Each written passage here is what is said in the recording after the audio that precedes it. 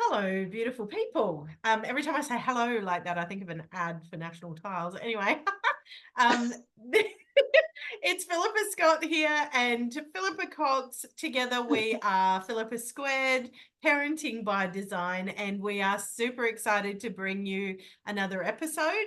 Today, we're talking about birth plans. So, before we launch into that, I guess we wanted to give you an idea of our perspective. So, we're going to give you a quick 1 minute rundown on who each of us are and where our perspective comes from in terms of birth plans and why we feel the way we do about them. So, Pippa, would you like to start? I can start. Philippa, thank you very much for that introduction. I am the other Philippa, Philippa Cox of the Philippa Squared, also known as Pippa. We have decided to differentiate ourselves. I am Pippa, and the other Pippa or the other Philippa is in fact Philippa. So me as Pippa, Pippa Cox, I've actually been a midwife for 20 years. And so I've had a lot of experience with birth plans, and it's something that is very dear to my heart in a lot of different ways because I have seen the very best birth plans gone to plan and the opposite as well. So it's one of the things I would love to unpeel the layer of today with you, Philippa, is how can we have an optimal birth plan? Yeah. That is the key, isn't it? So, And Philippa, what is and you're yeah? so I was going to say you're currently working as a pregnancy coach, so you're still working with women in that space. Um, Absolutely. yeah. So In a for more holistic me, way, way more yeah. holistically, So way more. so for me, I now for 20 years I've been part of the birthing world in some capacity. I became a doula 20 years ago. I've had numerous birth plans of my own as a mother of four. And I have and interesting how that has evolved for me on a personal level. So um I am also a birth and parenting coach. So I still work with people. I'm a childbirth educator. So I work with people in that preparing for birth space. So I have I've worked with lots of people over time, particularly women looking for a vaginal birth after a cesarean. And I talk about a birth plan only a little bit, but a bit in my birth after cesarean course for dads, because a lot of this actually is about educating the other people in your world. So this is a really cool subject, and it's interesting because I with every one of my clients, I always ask them to have a birth plan, to do a birth plan, and to always have a cesarean plan as page 2, right? So my birth plans with my clients, they're 1 page. You get 1 page because the hospital don't want to be reading 7 pages of I want the lights dim and play this track at this point. They don't care about any of that stuff, right? For me, a birth plan is about conveying your wishes. But it's actually also more than that. It's about you knowing your wishes. It's about you understanding what's important to you. So for me, the most valuable part of a birth plan is making the birth plan.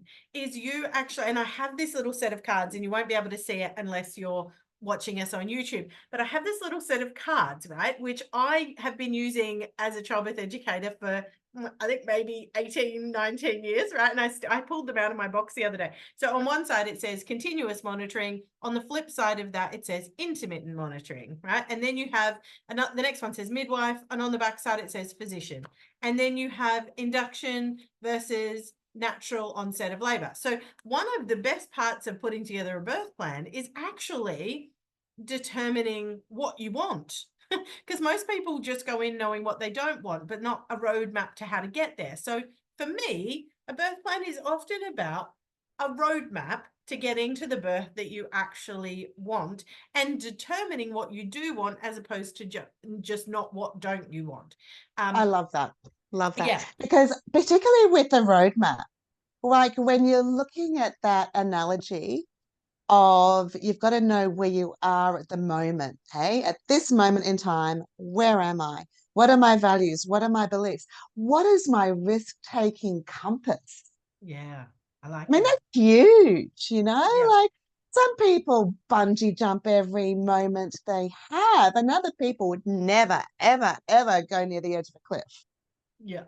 So it's all with our risk-taking compass as well. But it's like that whole thing of when you're in a plane, okay, you've boarded the plane, you are going to Los Angeles. Woohoo! I'm going to Los Angeles. Don't you love that? So unless you actually put in a map and put in the GPS of how we're going to get to Los Angeles in the plane, how do we know where we're going to end up? We could end up in San Diego. We could end up in Vancouver. We could end up in Hawaii. Mm. So it's about actually figuring it out, Yeah. isn't it? Yeah, it is. It totally is. So it's interesting because for me, the journey of putting together a birth plan was something I did with my second pregnancy, because with my first pregnancy, I went with the flow and I ended up with a Caesar I didn't need. And so the second time round when I was planning my VBAC, I put together a birth plan. And part of the reason I did that was to learn for myself what it was that I valued and what I wanted from that experience.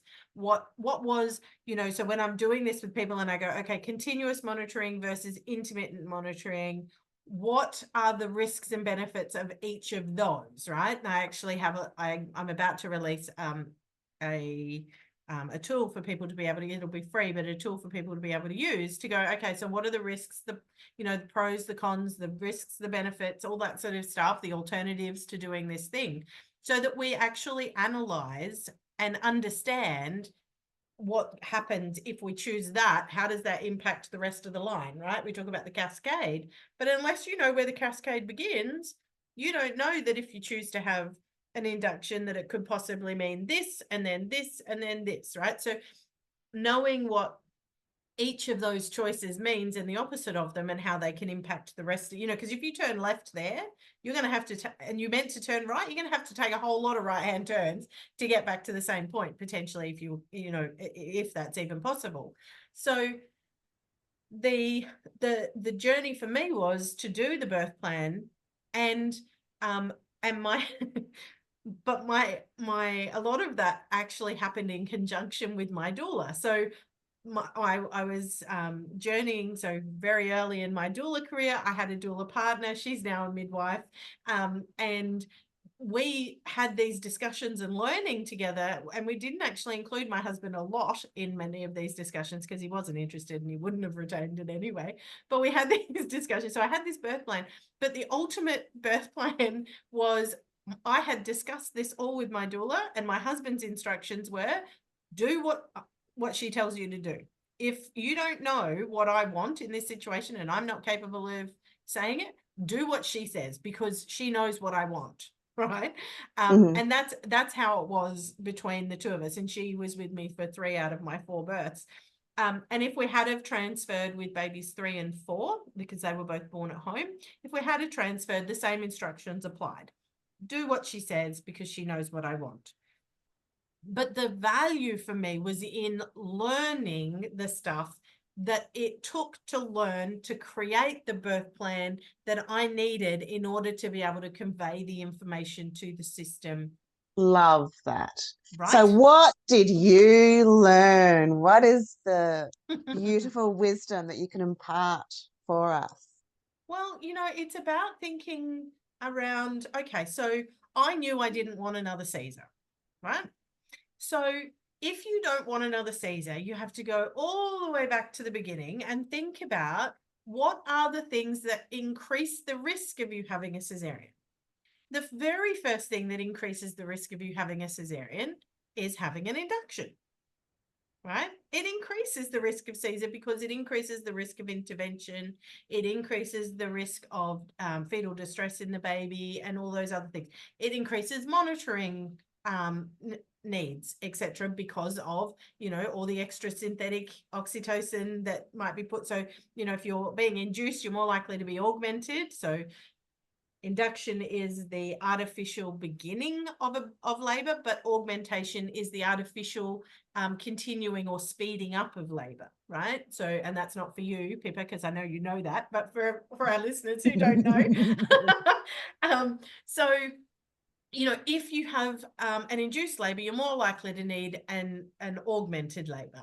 And if you have an augmented labor, you need to have more monitoring, because augmented labor leads to a higher rate of distress in the baby. So, and higher rates of this continuous monitoring leads to higher cesarean rates, even though the outcomes aren't better. And that may not have flowed out the way I wanted it to, but we have this cascade that tends to happen in the system. So if I want to avoid a Caesar, I need to go right back to the beginning and think about, how are they likely to occur?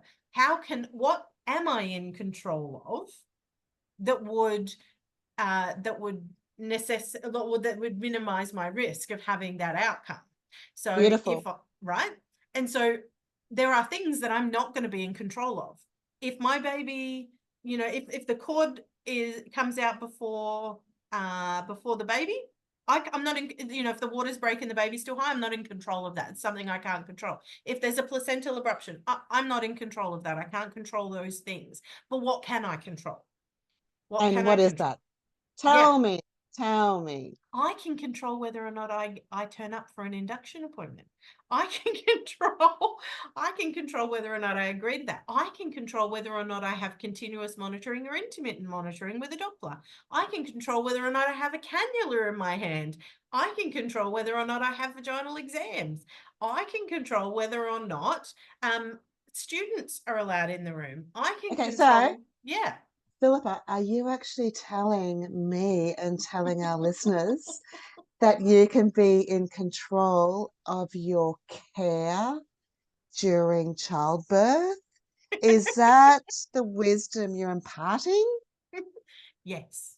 Yes, you have the right to say no. Yes. And Yes, in fact, you have the responsibility to say yes or no, because, and it's not just the right to say no, it's the responsibility to give informed consent. That means and here's what I think missing for a lot of women is that, and caregivers, is that they don't understand that the absence of no is not yes. Let that sink in. The absence but of also, no is not yes, because people are going to freeze. Yeah, and the interesting thing is with informed consent is that there's so much research out there to say it's an absolute fallacy. Because remember, we had that podcast before here when we were talking with Jaden about communication. Yes. And the communication which will come out next week. Yes, it'll come out next week. But we're talking about, it's not just the words that are said, it is the body language and the tone that is said with it. So it's not just the words. And so there's a lot of research out there to say that informed consent is actually a fallacy. So it's one of the things that I really encourage my clients is, don't just trust your doctor's word, don't trust my word. You actually go and do the research yourself and look into you, who you are, because we're all different. We all have different values. We all have different beliefs. We all have different risk-taking compasses. Yes. Yes. And you hit the what nail is on right the for head one there. person is not right for another person. Yes. And one of the things before, I know you're itching, darling. You're itching. I can see you. It's like, yeah, come on. Is one of the things that I find very interesting is, in one job I had, it was in an antenatal clinic. And it was in a hospital somewhere in Australia. And I had, by the time the women turned to 40 weeks, I had just about everybody in my clinic room bawling their eyes out because I didn't want an induction and felt that they did not have the choice. Interesting. Because they had the inverted commas informed consent bill Mm. by the doctors, basically divertedly, do I dare say the word bully? Do I dare say that? Coercion is common. Bullied into having an induction. Mm. And they were using things like you're not being a responsible mother. Do you know that after 40 weeks that the chances of stillbirth doubles? Mm. Yeah, from 0.02 to 0.04%.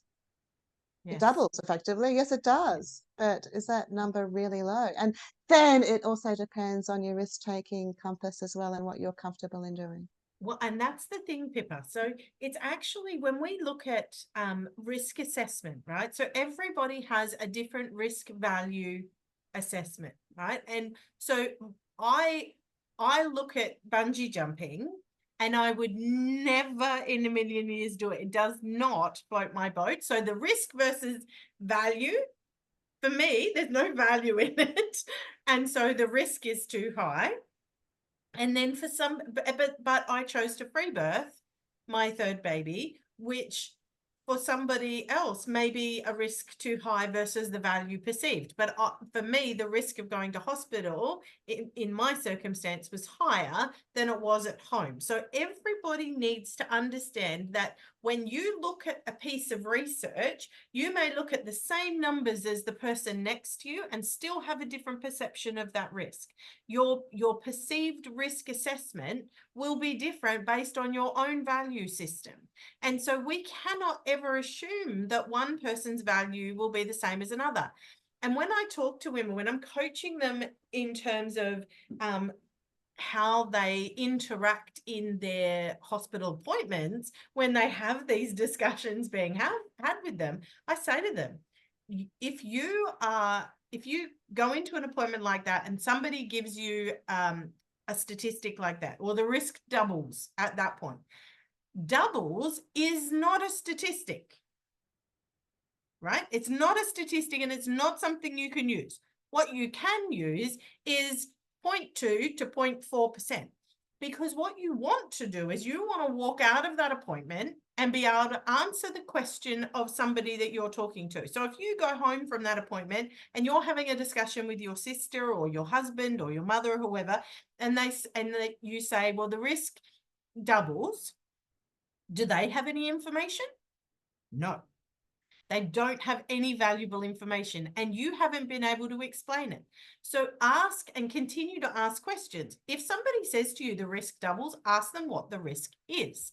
Give me the number. If they can't give it to you, then they're flouting bullshit. Because Yeah. if they don't know the number and they only know it doubles, then how do they know how to risk assess that? And there is such a thing as, this is how I ask people to think about things, right? What is the possibility versus the probability? It is entirely possible. It is within the realm of possibilities for me to walk on the moon. Is it probable? No. Right? It's not, because I have no desire, first of all, but it's not probable that I'll do that. But is it possible? Absolutely. So when we walk out of an appointment, we need to be thinking about the possibility versus the probability.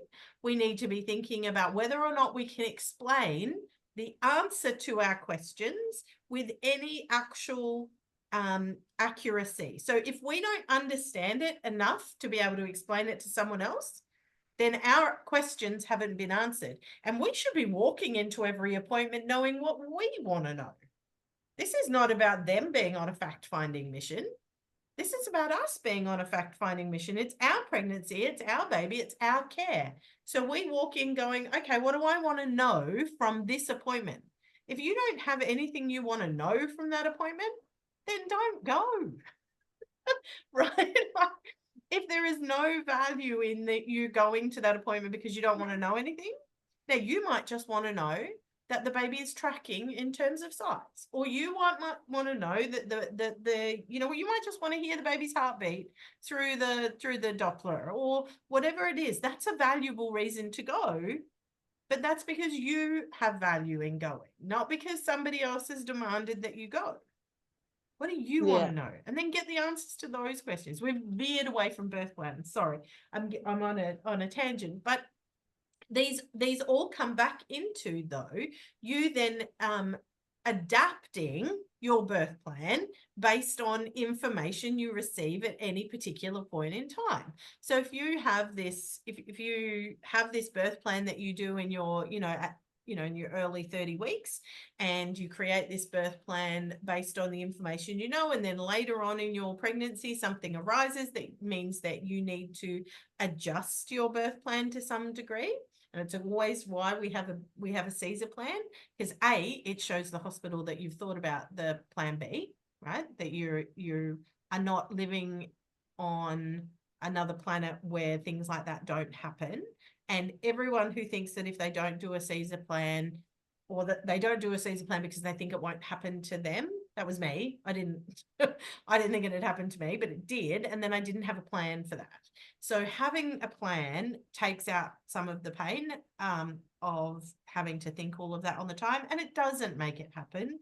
It just, you do it and you put it on page 2, so you don't have to think about it, but you've had some thought about it, and then you're concentrating on what you do want to happen in plan A, right? But you got a plan B Yeah. just in case.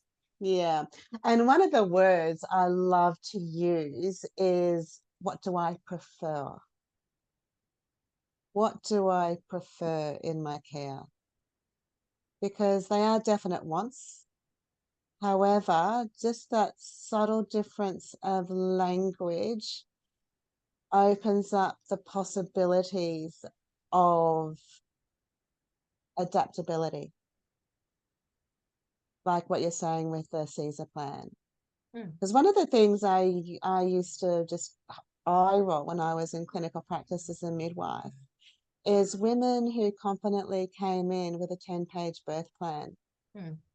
You would automatically know energetically that they would end up with a very traumatic birth and having a Caesar, because they were so strict with what they wanted. Instead of going, okay, so let's just unpack this a little bit. Unpack exactly what you're saying, right to the right chord. And one of the things I used to say, okay, so in the ideal world, when you picture your baby in your arms moments after birth, how do you want to feel? Who do you want around you?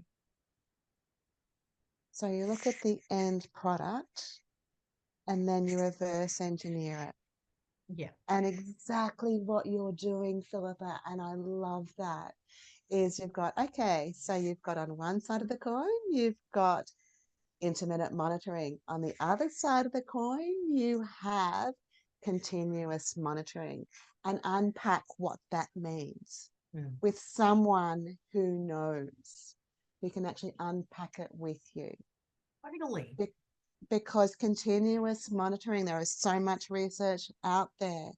When it started back in the 70s, it was going to reduce the cesarean section rate, and it was going to improve babies' health, and it was just this magic tool of monitoring.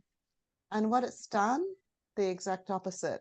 It's actually increased the intervention rate, increased the cesarean section rate, and the clincher is without any increase of fetal baby outcomes, of improvement of outcomes. Yep. Which is interesting. Yeah. Which is really interesting. And that is overwhelming evidence. Yes. That's been repeated over and over again in so many different types of research. Yeah, absolutely. And you're right, like a big part of what you and I would be doing is working with someone and saying, okay, how do we unpack all of that? How do we educate you? And you and I do it in a way that's very unique because it's one-on-one, right? Like you work with a particular couple and you will unpack their specific desires. And I do the same thing, right? So they come to us and they have a unique set of circumstances with a unique background. And so, you know, somebody who has other trauma in their life, so let's say they have sexual trauma, that trauma will impact different decisions that they make moving on. So would a loss impact how they perceive risk assessments and so on in future pregnancies. And so what we get to do is we get to unpack their story with them, understand that, and then help them understand how each of those choices is likely to play out, or what the risks and benefits are for them, and then what the alternatives they have are, and whether that suits their goal better or not. And we get to do it on an individual level versus when you go to a group class where the same information is given to everyone, but it's not necessarily designed specifically for that couple and their individual needs. And there's huge value in that, you know, but without them having to become, you know, a midwife or a doula or a childbirth educator themselves. Yeah, yeah.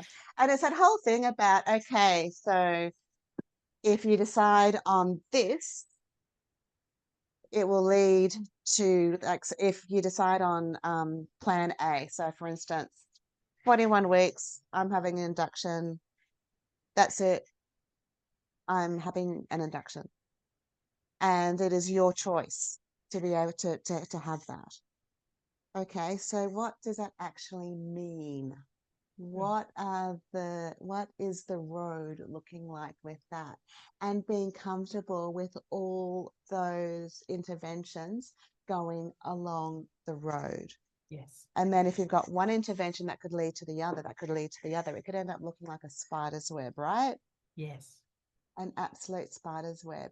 And the thing is, and this is what I reiterate, I don't know what you do with your girls, with your women, but the thing that I really focus on, it's not necessarily the physical outcome. It is the feeling you have when you're holding your baby moments after birth, knowing that you have done every single thing within your power, within your knowledge, within your decision-making process to bring this beautiful baby into the world. Yeah, and it always comes down to how you'll feel about the decisions that you made, as well as how you feel about how you were treated. But how do you feel about the decisions that you made that got you there? And Bingo. right, and if you were to go back and if you are going back and second guessing that, then you haven't made it from a position necessarily of intuition and confidence, but of fear. And so what we're doing, and interestingly, the reason I became a doula was because when I was offered the induction at 40 days, 40 weeks and 5 days, I didn't know. I didn't have anyone to bounce information off of, right? My obstetrician offered this to me, and I just went, okay, sounds like a good idea. I'm feeling hot and heavy and I'm done, right? Like I had no idea at all. And so when I was offered that, nobody sat me down, including my obstetrician, which he actually legally should have done. He should have said, if we do this, the risks, because I did the prostaglandin gel overnight, and then they broke my waters in the morning. Baby was actually still high. I had a very closed cervix. It was the most painful experience of my life, having the amniotic hook inserted into a closed cervix. There was, very, very few. So he didn't say that your risk when you have an induction and it needs to be augmented, your risk of uterine rupture is certain percent. He didn't say to me that the risk of you having then an epidural because of the augmentation and how painful that is higher, which is more likely to lead to a cesarean section, etc. None of that was explained at all. Not one bit of that was explained. I was just told, and this is how they do that. This is the coercion, and this is obstetric violence, where they come in and they say, well, we can just induce you now, and then you'll get to meet your baby sooner. That's actually not informed consent. Very alluring. And that's very alluring. Oh, right? You mean I don't have to spend the next week feeling like a whale and sleepless nights and having to pee every 5 minutes. yes. Yes. Interesting. That sounds like a really good idea to me. Yeah, but had he told me that actually my risk of Caesar was higher because of it, particularly given I had a posterior baby. Now, I did go on to have 4 posterior babies, 3 of whom were born vaginally. So it was only because I had the epidural that I didn't get to birth that baby posteriorly, because all my other babies fit posterior, even the bigger ones. But had he explained all that to me, I would have been able to go away, and I may still have, in my naivety, made the same decision. I don't know, but I was never given the choice.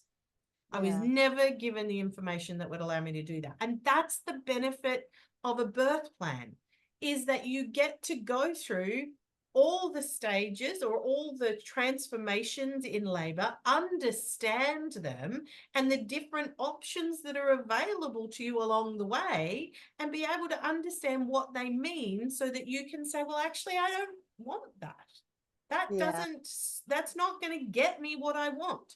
And then it's about conveying with the most minimal amount of words to the care team on the day what it is you want. Now, my daughter birthed at home with 2 beautiful midwives, and she didn't have a birth plan. Why?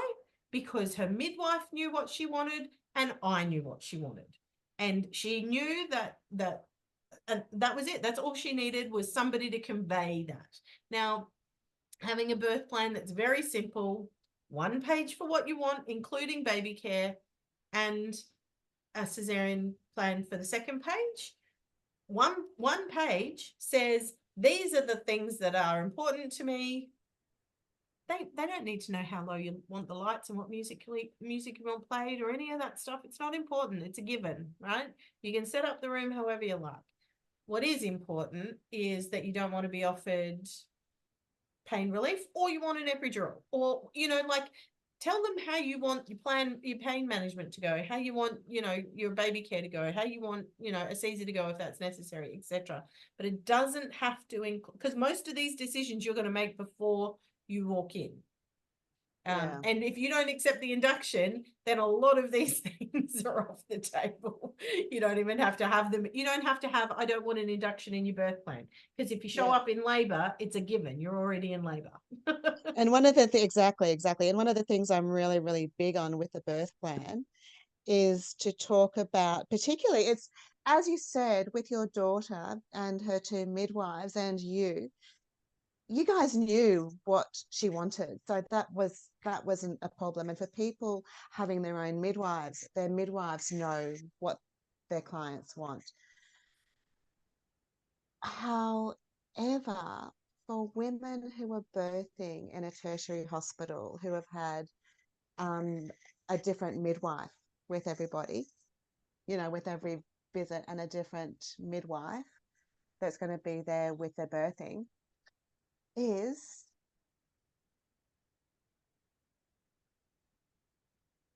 to keep the room quiet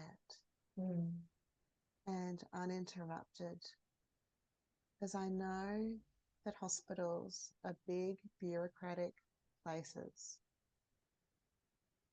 People who work on the labour ward, it's their turf. It's like, and so you're already going into an alien environment. Yeah. And when you're in this alien environment, it's like when you're going to a dinner party, and you're all sitting down at dinner time and you need to go to the toilet. Do you just go up and go to the toilet and work out where it is? No, you ask the host, is it okay if I visit the ladies' room? And the host lets you go to the ladies' room. that type of feeling is exactly what women can have in these big tertiary places. Yeah. So one of the things I'm a strong advocate for is put a sign up on the door and let the caregivers know that if anyone comes in, they are not allowed in unless the person who is with me authorizes it. And if they come in quiet. Mm. What's that beautiful word you use? That beautiful word about with you've mentioned it to me before ages ago, where you match the energy in the room. Oh, dropped energy, like that law of entrainment. Entrainment, that's it. Mm. You drop your energy. You don't come in and go, yeah, oh, good Lord, no. And so that is something that I recommend if people are birthing in bigger hospitals to have that in the birth plan. Yeah. Because then you've got the symphony of hormones that can play their tune. And by doing that, you're less likely for any of these interventions that we've mentioned, and you're more likely to have a birth that you are so happy about. Yeah, totally. Well, you know, you and I could talk about this over and over and over again, and potentially we'll do another episode on this. But one of the best ways for people to kind of get some more information on this will be to reach out to you or I and actually, you know, look at doing some work with us. I don't know about you, Pippa. I offered birth plan sessions, so people can just book in with me to do their birth plan. And I work with mum and dad, or the woman, or the two women, whatever it is, we we work together to set up their birth plan so that both parties, and if you're a single woman and you're taking your mum with you, then bring her along to that, because both parties need to understand not just the what but the why. So you know, I do just those. I don't know what you do, Pippa. I assume you do something similar, do you? Yep, Yeah. cool, excellent. So, you know, if you want to explore this more and what that might look like for you, then jump onto our websites. They're in the show notes. Book a call. You know, my website, you can just book straight in, pay for it, and set it up when you want to do it. And if you can't find a time, I imagine you're the same, Pippa, send an email and we'll find a time that works for everyone. But you know, that's probably the best way to, you know, really hash out some of this. But yeah, it's such a big thing. But yeah, we could talk about it for ages, but we have to keep these on time. We do, and I think we're a little bit out of time We because, yeah, are. we both got on our soapboxes, We did get on our Philippa. soapboxes. So, but Oh, I hope you've taken something from this, listeners, because this is an important aspect of preparing for birth, is putting that birth plan together. So, yeah, we look forward to hearing from you. If you've got questions, please flick them through to our Facebook page, Philippa Squared Parenting by Design. We're happy to answer those questions. And yeah, we'd really love to connect with you around that. Follow the show. We've got so much in store for you, and if you haven't gone back and listened to the other episodes, please do, because there's some pretty amazing stuff in there. But we yeah, we look forward to talking to you again. We'll see you next week. Thanks, Pippa. yeah. Thanks, Philippa.